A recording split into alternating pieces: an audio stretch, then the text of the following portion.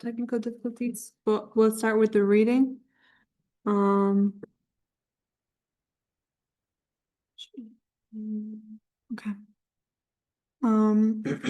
God's Ideal Family, the Model for World Peace, Reverend Dr. Sun Myung Moon.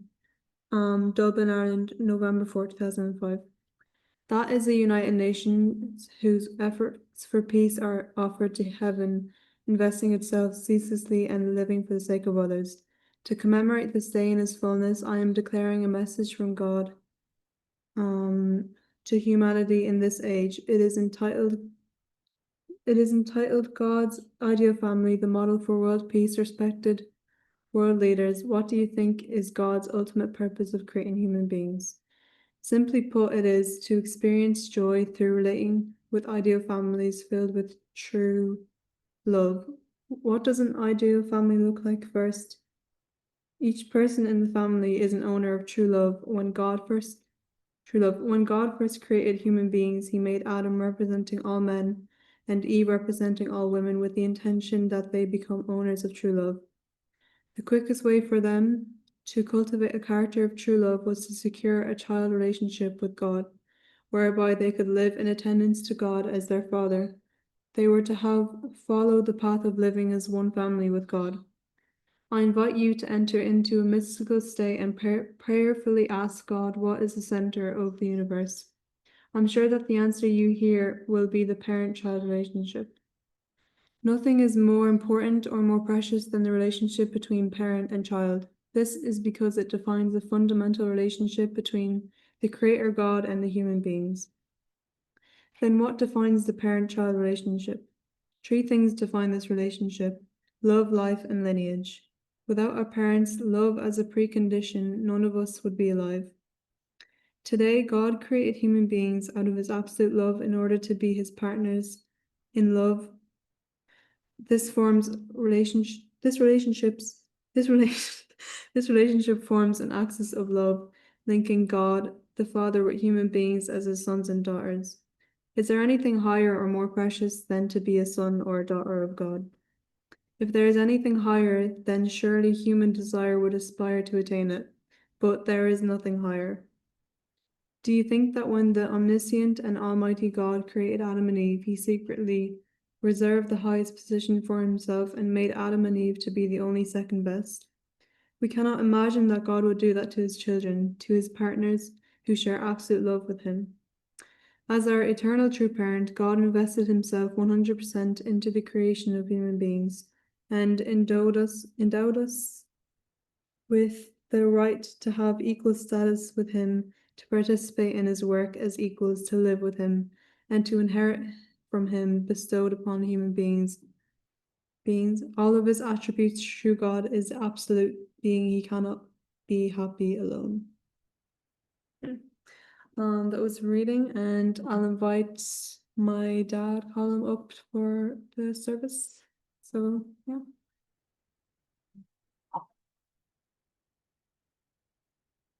Thank you, Aisling. Yeah, so God cannot live alone. God needs his children. So I was just reflecting over the past week since Reverend Dunkley's service. I don't know how many people saw Reverend Dunkley's 3-hour what would you call it? Sermon on the Mount, Sermon in the Valley, tour de force. It was quite remarkable. So many takeaways. It'll take more than a week to actually try to percolate all the takeaways from it. I feel particularly the week that we've had. But yeah, and coming up to the 20th anniversary of True Parents' visit in 2005. This was a very precious time for Ireland, I guess, for in history, you know, with the True Parents coming together, the first and only time ever, True Father speaking in the Gresham. And yeah, so a lot of things going on at the same time as I kind of was reflecting on what to say today. And the title was A Simple Faith. And this isn't an effort at false humility. This is just something that actually a good friend, brother said to me once, when, you know, we were having all these theological controversies, and he just kind of said, pleaded to me or to God or to everybody, just, I wish I could just have a simple faith. You know, I didn't have to worry about all the, and actually last weekend as I was coming down for the Peace Road, I was very stressed out, as I am every year. Myself and my good lady, every year we're very stressed out when the time of the year, wondering is how's it going to go, and especially the weather. I never worried about the weather before, but last week for the first time I started to add that to my list of worries, because I'd heard the forecast wasn't going to be good. So yeah, it was like it was testing my faith, to say the least. Every day is a trial of faith. You know, this is going back to the title again, simple faith. You know, I don't know how you guys, brothers and sisters, are, but I guess you're probably not that different, in the sense that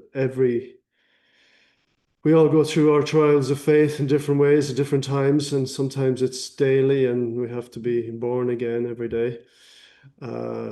So as God, you know, as a parent, as a heavenly parent, somehow, even if you're 30 years in the church or more, I'm speaking for myself at least, I can't say I have this absolute faith and belief in God, but lo and behold, as I drove down the M3, the sun was shining. There wasn't a cloud in the sky for the first half an hour anyway, until maybe from Virginia down to the first toll. I think there wasn't a cloud in the sky, so it was like God was laughing at me, you know. Another brother used to say, man makes plans while God laughs. I can't remember the exact quote, but yeah, it was like, this is the least of your worries, God was saying. Yeah, so that kind of, immediately when I saw the blue sky, I thought, oh, it's going to be fine. It's going to be okay. So, of course, the reason I mentioned Reverend Dunkley's 3-hour YouTube presentation, performance, speech, sermon, whatever you want to call it, is because, of course, our true mother has been detained, incarcerated, to use that word, which Aisling thought meant something else last night when I mentioned it. What did she think it was? Something even more excruciating, I think. Incinerated, I think she thought I said. So yeah, no, it's of course different emotions and feelings come across in all our brothers and sisters in our community uh, about this, and some of us are blaming ourselves, and others are blaming the usual suspects of let's call them the hard left or the communists. I don't know. I was reading this book. It's called The Children of Cain by Barbara Grabner. I don't know if anyone knows Barbara Grabner from Slovakia, Austrian sister. And it's quite an amazing book, actually. I was putting it off till I'd finished my studies, and because when you're studying, you can't really read for pleasure, unfortunately. I don't like reading anyway, generally. I used to like it, but since so much good TV on all the streamers these days, and YouTube as well, it can be hard to actually focus on reading, sit down and reading for especially for pleasure. I don't know. I didn't look like much. It would be much pleasure. The Children of Cain, but actually, when I got into it, and it's a short book, it was actually very insightful, and then also hopeful at the end, because of course we know that there's so many conflicts in the world today. But the main ones, I think, in most people's minds, at least in this part of the world, are Russia-Ukraine war, and the Israel-Palestine situation, war, genocide, famine, whatever you want to call it. Even putting a term on it is a political act in some ways. So, yeah, when True Father came in 2005, I just wanted to show a few slides, not too many. It's okay. We don't really need to see them. I don't want to spend another 5 minutes trying to resuscitate my PowerPoint and my computer. See if it works. Just turned off now, is it? I'm sleeping. Not plugged in. The this. Yeah. Anyway, So one of the True Father spoke for 4.5 hours. It kind of reminded me when Reverend Dunkley spoke for 3 hours. He started off. He was in Belvedere, I think it was, and it's still called the Belvedere International Training Center. I've never been there. I'd love to be there sometime. And he started off talking about how True Father, are you ready? Have you all come here to hear a nice? I hope you haven't come here, he says, to listen to a nice 10-minute inspirational talk. He says he'd be very disappointed because he was going to go and talk for 3 hours. It was actually called Songs of Freedom. Interesting title. I know last week we had, for me, one of the highlights of our event, Peace Road event, was that song, Songs of Freedom from Bob Marley, which Bernard very nicely played. And it was coincidentally at the same time in America, the title of that service was Songs of Freedom. So I thought that was interesting that song somehow was in the mix or in the spiritual atmosphere, because it is, for me anyway, I like it. It's a beautiful song. But so they had he was after coming back from Korea right after, I believe, just that day, and he was flying back the next day to Korea. So like that's quite remarkable in itself that he was able to speak for 3 hours, given that he'd just come off presumably more than 10-hour flight. I don't know how long it takes to get from the States to Korea. You probably go the other way around the world, but it's probably 10 hours at least, maybe more. And he was about to embark on another one on the way, back over. And I know in Korea they're doing prayer vigils every day. If anyone listened to Mike Balkin this morning on the prayer call or caught the Vimeo, he was talking about this, like what are we doing in Korea and how are we working to resolve the situation with True Mother, or what's our response, and what's True Mother saying actually, what's she saying, asking us to do. And over the last year or two, 3 years since the Abe assassination, of course, we've been deeply upset and wondering how can we help in Japan? How can we help situation of our movement? How can we build an alliance with other people, alert them to the fact that we're being persecuted, and does anyone care, because we are still, unfortunately, worldwide, a bit of a small fringe group. So unlike in the time of Christ, this Christians today, they study about the time of Jesus, and they were also a small fringe group and unpopular, and this led to Jesus's crucifixion, of course. And although, of course, within the context of the Roman Empire, he was crucified for being a seditionist. This was the official reason why he was crucified, not because he was claiming to be Christ, because the Romans had no concept of Christ. They didn't care what religion you had, or they had their own gods. But of course, we know that the people prepared at the time did not accept him and did not protect him. So True Father suffered similar situations 6 times. I think he was incarcerated. And now True Mother is going this course at the moment. I don't know, is it a week now or six nights or 7 nights that she's been in detention? So while we can, and she's asked us actually, according to Reverend Dunkley, not even to pray for her, not to be going around with sad faces even, because that's not a very appealing look for,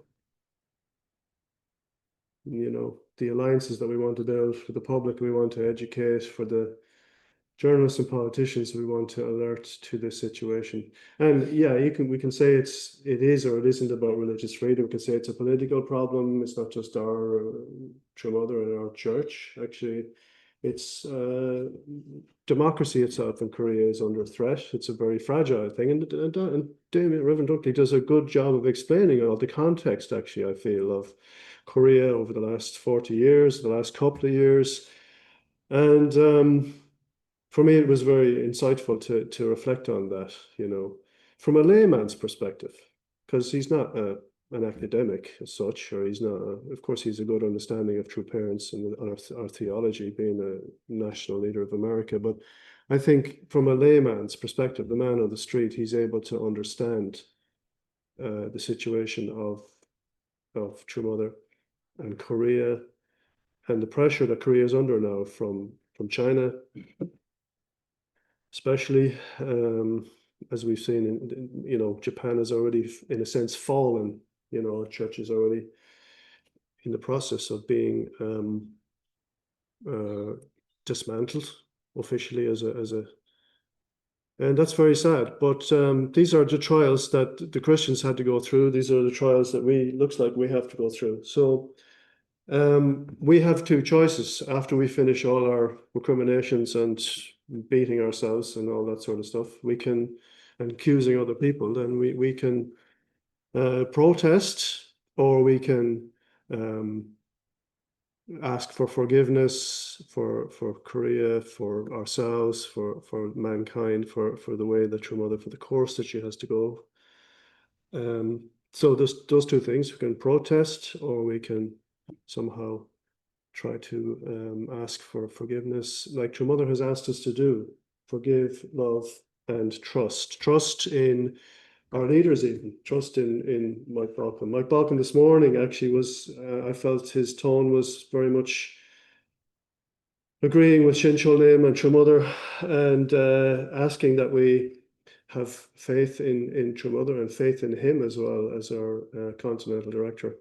That we, of course, we're angry as well. Yeah, we want to protest. I was very much in favor of that even before True Mother was imprisoned. I still think there's a place for that, maybe not for this particular issue, but I think if we had done that for at the embassies on the European level, not so much here in Ireland, because our embassy isn't even on the main road. You wouldn't even see it if there was a group of people there. But for Paris and London, and I think if we had mobilized for those embassies, a couple of hundred people, or half the people who went to Munich last year, if they had showed up, or even a quarter outside the embassies once a month, it might have made a difference to the Japan situation, because we know that Japan is very sensitive to international opinion. And I don't know about Korea, maybe not so much Korea. They seem to be really existential in the threat there from communism and from China, from the CCP. Even people coming in through the borders, Chinese, I wouldn't even call them, I suppose, agents, but yeah, trying to subvert local elections and things like that. So in a sense, it's hard to believe what's going on there, that it's reached such a crisis point. And reflecting back on 20 years ago, it seems insignificant, to look at what happened in Ireland 20 years ago compared to those events that are happening today. And actually, the point I wanted to say about the Christians was they're like going through the classics, in terms of, if you were to consider it watching a movie, or watching videos, or watching a TV show, they're going through the classics, the Bible and the story of Jesus and Jesus's life and Jesus's mission and Christianity. But we're actually involved in reality TV here. If you want to compare, this is happening every day here. It's happening actually in our lifetime.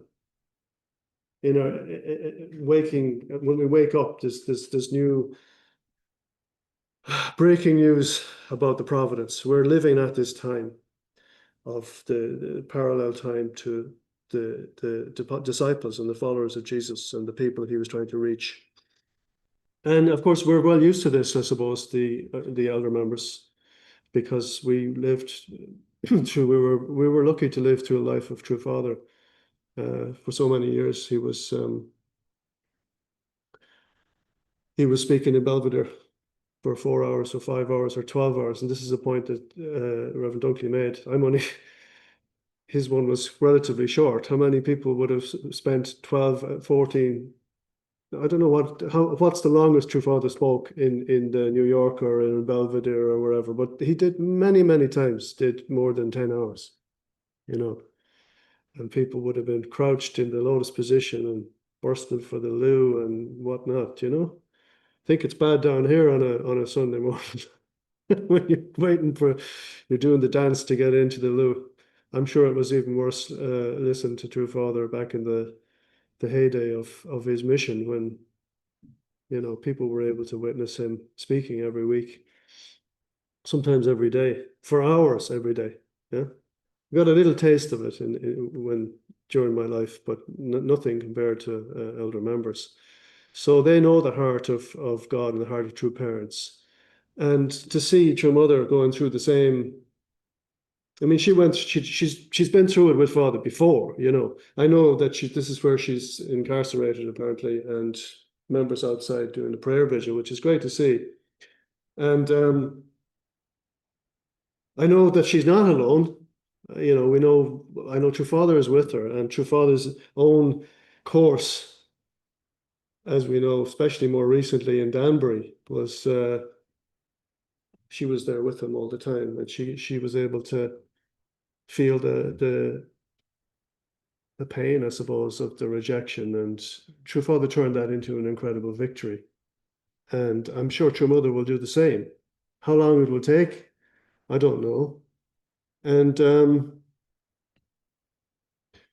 I just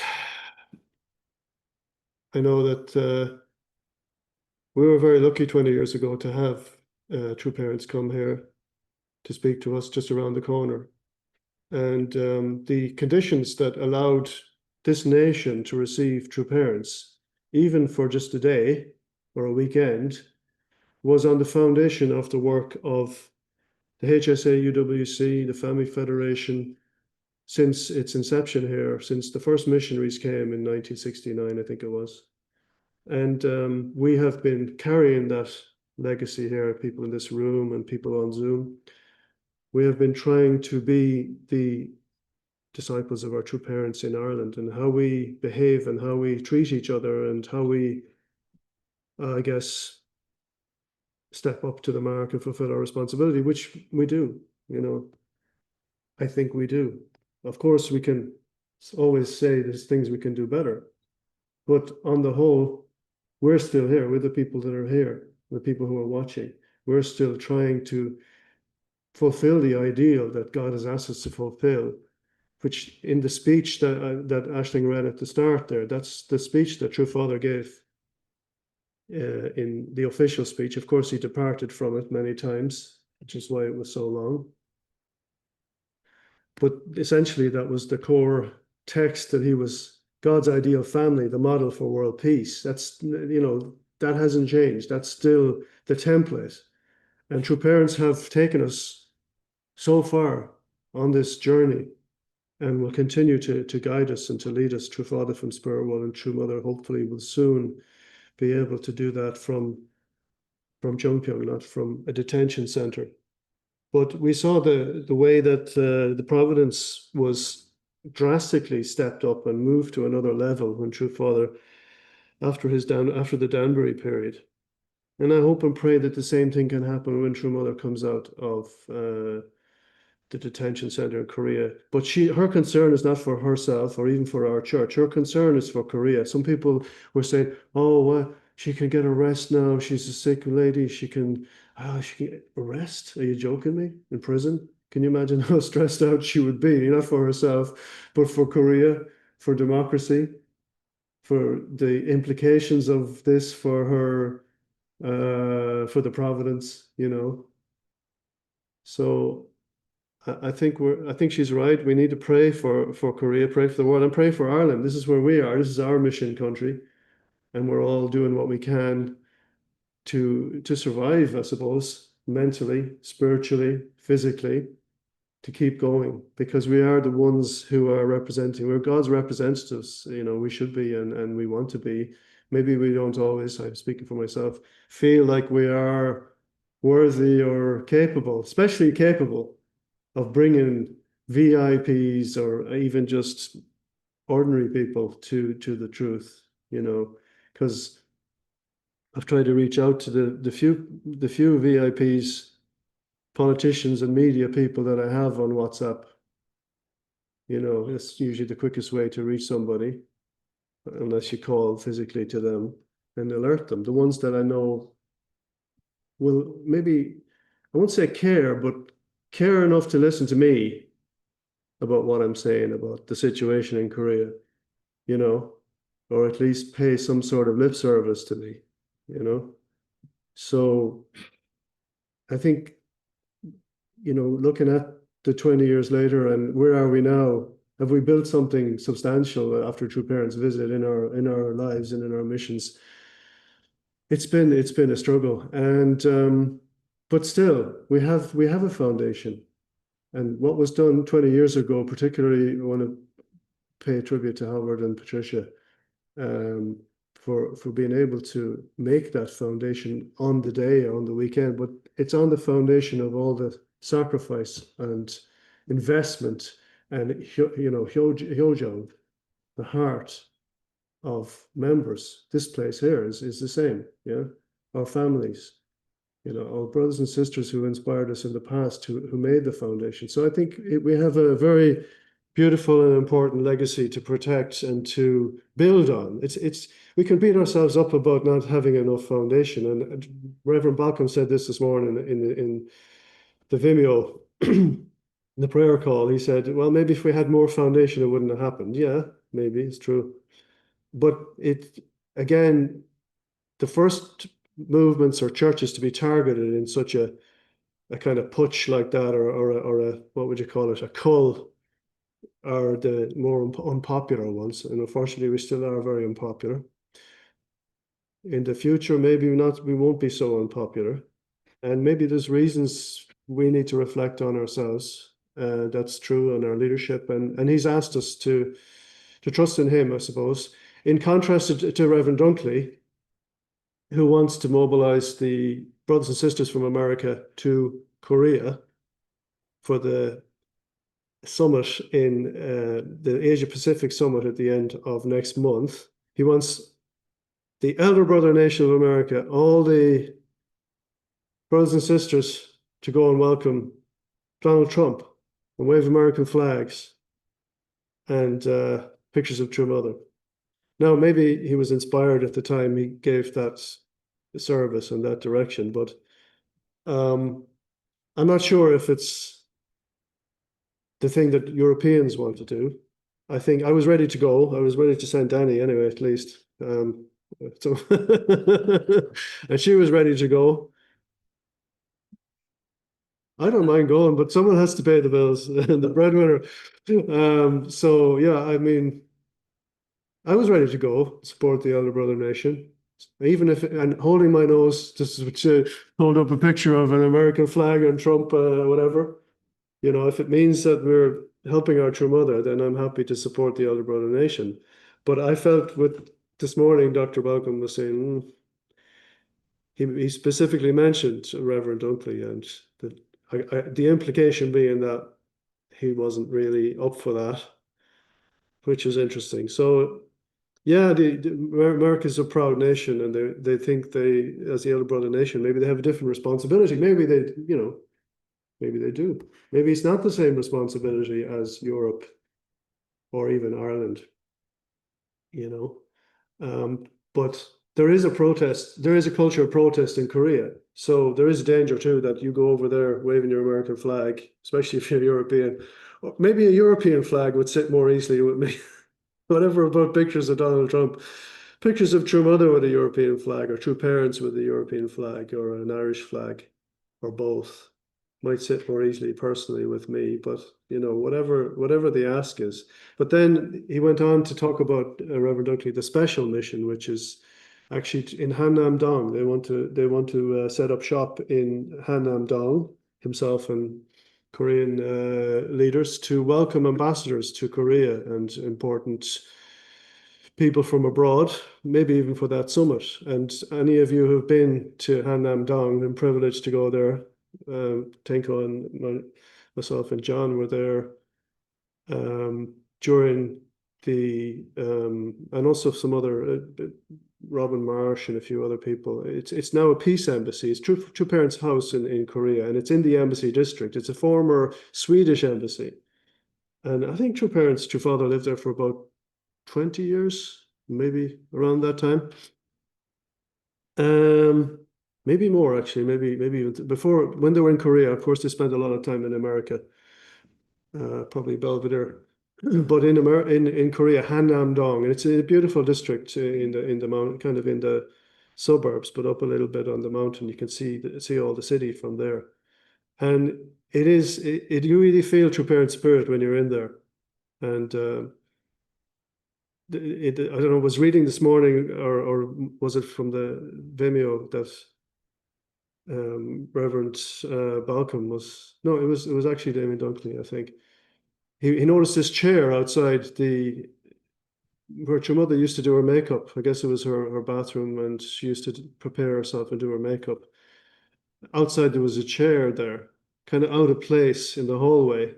And he was wondering, what's that chair? What's that chair for? Like, it's a bit odd having that chair there. And he found out that True Father used to sit there and have his breakfast while he'd be waiting for True Mother, actually, to finish putting on her makeup and stuff. And he'd read his communications paper, whatever stuff he had to prepare for the day, True Father. So I heard in recent years True Mother had put a chair beside that chair in Hannam-dong.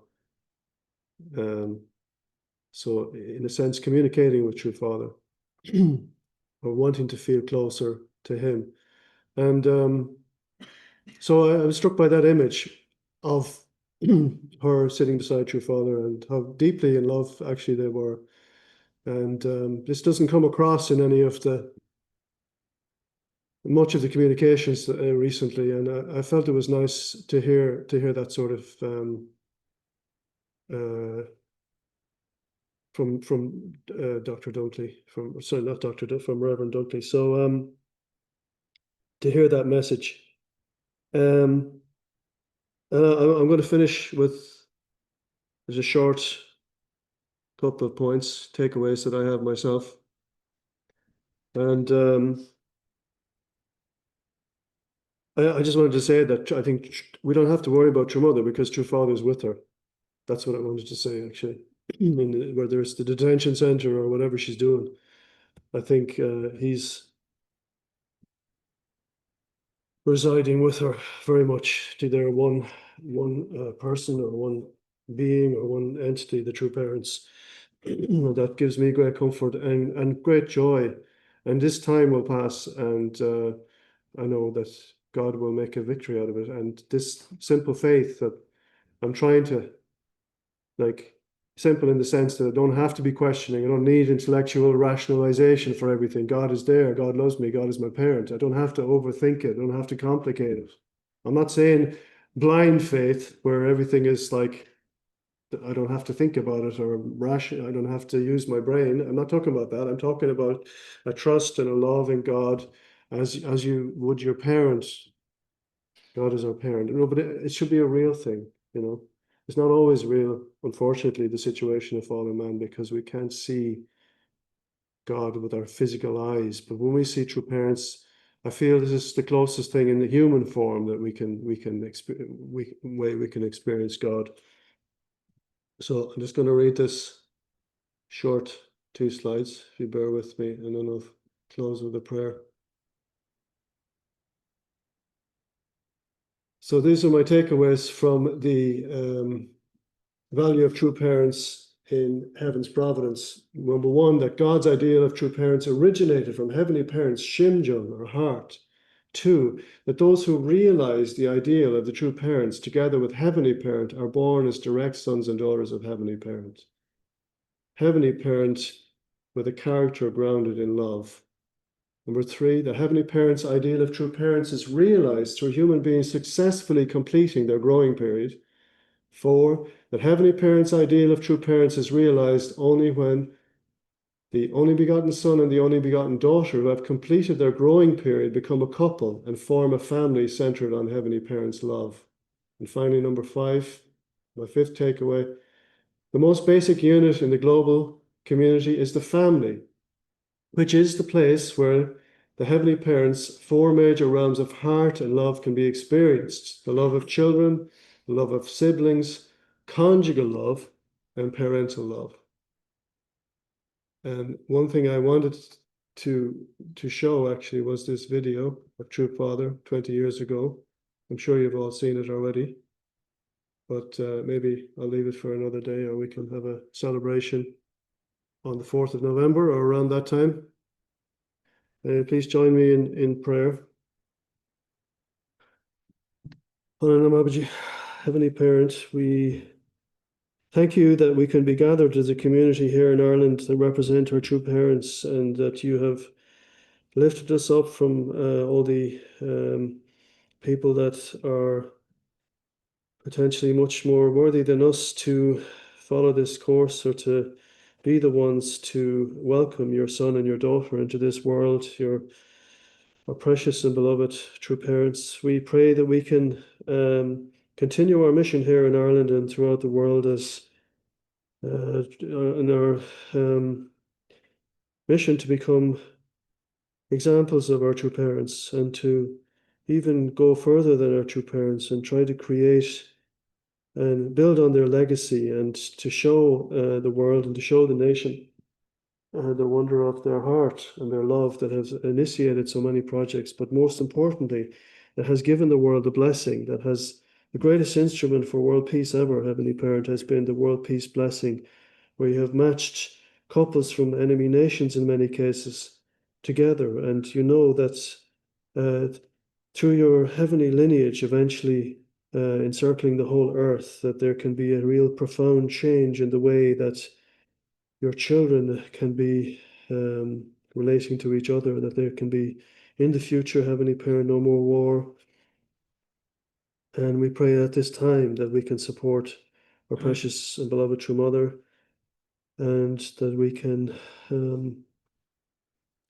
give her strength through our determination to save our nations and to build ideal families. We know we've fallen short, and we know that you have patience with us as a parent, and that you forgive us, and that you're always there to support us. And many times we feel lost, and we feel that you're not there, or that we lose faith. Help us to make those times shorter and less frequent, and to make the times when you are living with us, experiencing your Holy Spirit, more frequent, and that we can attend you and our true parents in the ways that you have expect us to, and that you have called us to, and that we are privileged to be able to do. And we thank you for our precious true parents, and we pray for true Father in heaven and true Mother on earth, that we can support them now at this time and understand our own responsibilities and our own abilities and shortcomings as well, and work together and to be united, Heavenly Parent, to support you and to support our leadership, Dr. Balcom at this time, and Mr. and Mrs. Balcom, Mike and Fumiko, and all our national leader, Eli and Vicky, and our national messiahs, and all our each other, to support each other as brothers and sisters. Heavenly Parent, please help us to do that, and to offer and pray and report all these things in my name, Colm of the O'Kelly blessed family, which is a blessed central family, attending Holy Mother Anne, our Jew.